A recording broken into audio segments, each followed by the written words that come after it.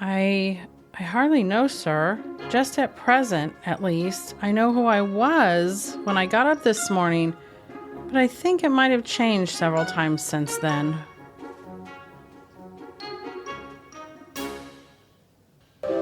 This message is brought to you by the Leftover Pieces community. Are you a mom who has lost her child to suicide and you need to find connection, comfort, and growth in your grief? Go to theleftoverpieces.com and click on the support tab to find a safe home for your heart, growth for your spirit, and nurturing for your soul. This is lonely, but you do not have to be alone. Hello, fellow griever, and welcome down the rabbit hole today. And it is season 6, episode 37. And today I'm talking about wintering, the season winter. And I wanted to kind of touch base on the seasons of grief.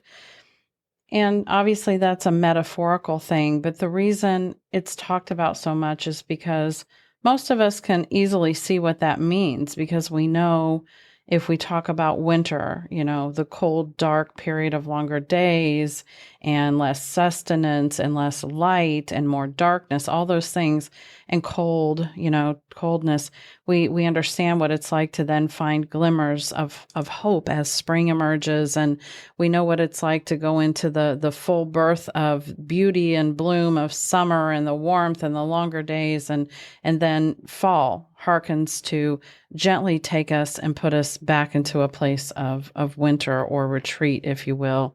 And so most of us have a basic, obvious concept of what would be being talked about when we talk about grieving through seasons. But it's been on my mind a little bit more because with as many wonderful humans as I interact with inside of my grief community, my support group, the different groups that I host, the one-on-one spaces, the retreats, all the places that I have the sad but very honored privilege to interact with other, especially moms, other grievers as well in the podcast, but inside my community, moms that also have experienced this loss. Seasons are brought up a lot, especially right as we're about to change them, because most people are completely fed up with the long, cold, I shouldn't say the long, cold darkness of winter. They're not tired with the long days. They're tired with the short days and the long nights and the cold and feeling trapped inside. And as spring starts to think about emerging, because you know what I'm talking about, spring does that. It kind of teases us. We get little bits of hope. The little plants start to look like they're going to bud. We might get a nice, bright, sunny day or even a week of that, atypical warmer weather where we get that tease of spring's coming. But then inevitably winter usually tends to wrap itself back around us, at least for a little bit longer. And it's that time of year that we're in when people start to get that hope and excitement because they're so fed up with the winter months. And then spring isn't quite here yet, right? We have to embrace winter just a little bit more, whether we want to or not. And so as I have been thinking about the seasons, both literal and metaphorical, I thought it was a good time to maybe talk about the seasons of grief. And as we talk about unwintering ourselves and getting ready for the hope and promise of spring, I thought it was a good time to lean into talking about why we might want to embrace the last few weeks of winter. But also, it took me in kind of a study, if you will, of what winter means for grievers. And I want to go through a few of the things that I found. One of the things that I found in doing the research to have this little self-reflection on the podcast was I kind of, looked up winter and what grief winter looks like. And I found this to be an interesting definition. Grief winter refers to a period of intense and often overwhelming grief that is particularly felt during the winter months, often associated with the shorter days, colder weather, and darker atmosphere, which can mirror the feelings of emptiness and sadness experienced by someone grieving a loss. It essentially describes the heightened sense of grief during the winter season, where the natural environment seems to reflect the internal state of loss. Okay. I actually think that's really interesting. I read it through a few times, silently before I read it out loud there to you. And it is interesting because I take a few things from that. I thought it was going to define grief winter more like the way we often see seasons where the grief winter is the earlier days of grief. Spring, earlier, harder days. Spring is when hope tends to show up. Summer is when we start to do a lot of our healing and really learning to live with our grief. And then the fall of our grief might be more as we prepare to go into the next phase of growth. We prepare for the next phase of hibernation. So it would be cyclical. There would always be a first winter, which would be the winter of our first loss or of our initial loss. But then we would go through some form of a cycle in our life as we grow as a griever. And yes, winters might be shorter at times, depending on where we're at in our grief. It's not linear, right? So there might be times that we are affected differently, but looking at grief cyclically and always as something growing and changing was kind of where I was going. And then I read this and it kind of, made me go, okay. They're looking at this as a grief winter, meaning that grievers in the winter actually experience grief differently. And that's a whole different angle, but it's a valid one.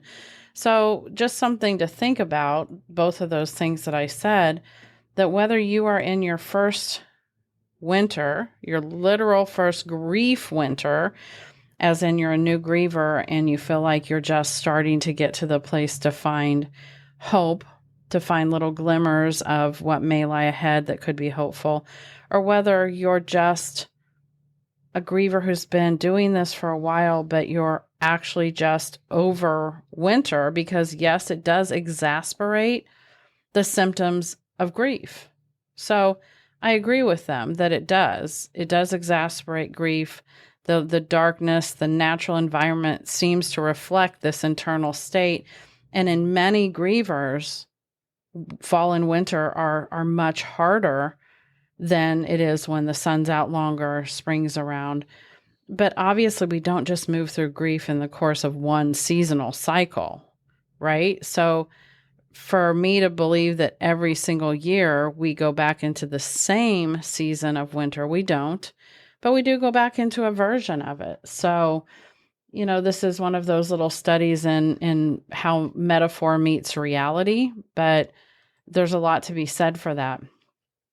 So the next thing I found is a poem that I'm going to leave until the end. It's a really short poem by a new poet that I have discovered. I know she's not a new poet necessarily, although I seem to see a lot of her stuff out just in this last few years. So I will leave that to the end and hope that, I can share more of her in the coming episodes. But the next thing I want to lean into is I found a thing called Discovering Ways to Grow as We Grieve when I was looking. It's called Seasons of Grief is what the slideshow is called. It's put out by the New York Life Foundation, and I don't have any idea what that foundation is, so I apologize. I haven't done that kind of research. But at the top of this little slideshow, and I'm going to link it in the show notes, I haven't gone through every single piece of it, but what pieces I have gone through, and I'm going to click through some of them here as I'm recording, it seems to be a really comforting resource. And it says Sesame Workshop at the top. So it feels like it's a public broadcasting, maybe tied to Sesame Street. And I hope that I'm not completely wrong in that. The sign that says Sesame Workshop looks like the sign for Sesame Street. So I don't think I'm off, and so there does appear to be a lot of this that's geared towards, maybe families. And at first when I saw the Sesame Workshop sign, I thought, oh, this will be just for kids and it's not going to be relevant, but it's not, it is relevant. So as you open it up, and like I said, I've included the link in the show notes, you'll see how it has a little image and says Discovering Ways to Grow as We Grieve. And it has a little background music that's really nice and calming. And it starts, and as you scroll, it says, grief is a complex journey. It encompasses the emotional, mental, and physical reactions you might feel after experiencing a loss, such as a death of a significant person in your life. The death of an important person can lead to so many changes, both small and big, for both children as well as grown-ups. And our feelings come and go and come again. As time goes on, the person's absence may be felt in new, surprising, and challenging ways. We may not always know what to do or to say to help ourselves or our children or loved ones. And as we scroll through this, the seasons are changing. It's really cool. As in this interactive, you will hear how grief has affected other families and what's helped them cope, thrive, and find joy. Take the time to follow your curiosity and breathe. It's okay to skip over things that don't seem to serve you at this moment. I love that message. You know I do. Take what serves you and leave the rest. Then it goes on to say, through it all, remember to pause and reflect. How can you incorporate these ideas, strategies, tools in a way that feels helpful and authentic to you and your family? You are not alone in your grief journey. And I will add, Melissa's take on that is, but this is yours, your alone grief journey, meaning yours only. It looks like it looks for you, but you do not have to be alone in your journey. It goes on to say others have gone before you and are journeying with you. And then it shows all sorts of, people together and says everyone's story of grief is different. Scroll through to explore resources that may help you in yours. And then a big graphic comes up and says, grieving together, you're not alone. Meet the experts and families who will share ideas and strategies to help you on your grief journey. And of course, they have a myriad of people. I see 6 faces here, real faces, real people with recorded buttons. And I have listened to one of them, but they each have different stories of grief and loss. And then you get to go down to this graphic that says explore the seasons of grief. And they have winter, which is understanding grief, spring, coping with change, summer, connecting with ourselves, and fall, growing as we grieve. And there's a see more section on both of these. So for example, I'm clicking on the winter of the understanding grief. And the artwork is beautiful in this. It's like watercolor. We can learn and understand and process and cope with grief is what it says. And it talks about getting to know our grief and redefining grief as an experience rather than something to fix, which can help us better meet the challenges to come.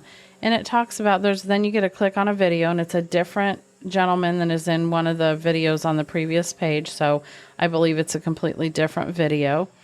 These videos do offer closed captioning, which I really like. And this video, this is one of the ones I've watched. I've actually watched a couple, but just one on that front page. And then I've watched a couple of these inside of the modules. And it acknowledges that grief endures. And the quote here below, it says, often people will ask, when will I be done feeling this way? And I tend to respond with a smile and say, when you stop loving, which doesn't happen. So much of grief is love, and love is grief. And it does have these sections about talking with children about grief. So, I do think it's definitely something probably put on by the same, company or organization as Sesame Street. But especially if you have other children in your life, whether they're in your house or whether they're nieces and nephews or anything, this might be something good to either send them or watch with them. It would be the good discussion points. And I personally just like the affirming quality of listening to these people say a lot of the things that we hear in other places. But we need confirmation. We need repetitive places to hear things. We need to be reminded that the cold, dark, lonely stillness of winter will unravel itself. It will emerge with new seedlings, new hope, longer days, warmer summers ahead of us. but that we also will at times retreat back into a place of solitude. And we have to allow for that changing of the seasons, for that cyclical thing that occurs in this sacred journey of grief. And so I just found this to be a really cool resource. I hope that it's something you will consider looking at, discovering these ways to grief. You know, it helps us that this particular thing, you know, helps understand grief, coping with the change, connecting, as I said, and growing as we grieve, which I find to be just such uplifting, encouraging rhetoric to see in today's world that we know is often so grief illiterate. And I think this is an awesome resource. I'm actually going to try to figure out how to, you know, commend the people that put this together in some way, because not that my opinion matters, but I think our opinion does matter. So if I tell people, let's hope thousands of me decide to tell them that it's important messaging, and they continue to keep it out there and relevant. And then other places will see what's being done and they will mimic this, right? And then we will have more and more people talking about grief and how it's normal and important and sacred and needs to be honored. And grief needs to be cultivated. It needs to be nurtured, not shooed away, right? It shouldn't be pushed back into the shadows. It should be brought out into the light and shared in community. So I love this whole concept of the idea that this organization is taking the time to connect humans in the most human of experience ever, which is grief and loss. It's the one thing that we don't escape in this journey of life. All of us are going to go at some point. Therefore, all of us will experience loss and carry grief throughout our life. And it seems like from the moment your first real grief experience touches you, you're going to just continue to be touched by it throughout your life. And there's always a first time for everybody. And there's always a worst time for everybody. And I know many of us here in the Leftover Pieces community of loss know what it is to carry and hold the worst imaginable loss and grief ever. And I want you to know that I see you in that loss, and I understand what you're going through the best that I possibly can from a place of shared grief. But I also know this journey is yours and yours alone, and I want to acknowledge that as well. I hope that as you are preparing to unwinter, that you do enjoy these last few weeks or even month of the winter season and embrace the slowdown just a little bit more. If you don't feel completely prepared for the growth ahead, now's the time to take that extra step and, you know, start the spring cleaning, start some journaling, start thinking about the longer days ahead, creating your own rituals of hope. You know, buy a candle that smells like sunshine or the ocean breeze. Open the windows when it's sunny and get a little extra. Even if you can't open them physically, open the blinds, get some sun in, blow the dust off literally. And if a cold day comes or snow or a frost, tuck in and enjoy the last moments of those movies that yes, these shorter days will give way to longer days, and the inside hopefully becomes time outside and all of those things. So it's okay to stop and pause in the few days that we have left to do that and really sink into that last moment of hibernation before we emerge. So I want to ask you and maybe challenge you, do you feel ready for spring? I know if I was going to ask, are you over winter? Many of you are probably resoundingly saying, oh yeah, I'm done. But have you done the work in the winter to prepare yourself for a fruitful spring and summer? And that can be a heck of a question, because oftentimes we're just barreling so hard towards the next thing that we haven't really taken the time to stop and do the work in the moment that we're in, or appreciate the moment that we're in. So as you look forward to spring, please consider that. Take a moment to take stock. And if there's some things you'd still like to do with these last few weeks of winter, now's your time, right? And if all you want to do is prepare for spring, now's the time to do that. Start looking ahead. So yes, I'm encouraging you to stay in the moment, but I'm also encouraging you to look ahead with promise and hope, to look forward to those spring moments ahead that will turn to summer quickly enough. So I know there's a lot of hidden metaphorical message here, but there's also a lot of literal, real takeaway. So I hope you'll do that. I hope you'll consider taking stock and looking ahead. And I'm going to close today with a poem called Winter by Ullie-Kaye. Winter reminds me that I have a greater appreciation for the warmth when I am made to endure the cold. My heart has a winter too. Until next time, talk soon. So that's all I have for today, fellow griever. And with one final word from Alice, I will leave us with how puzzling all these changes are. I'm never sure what I'm going to be from one moment to another. Oh, that's so true, isn't it? So until next time, we'll talk soon.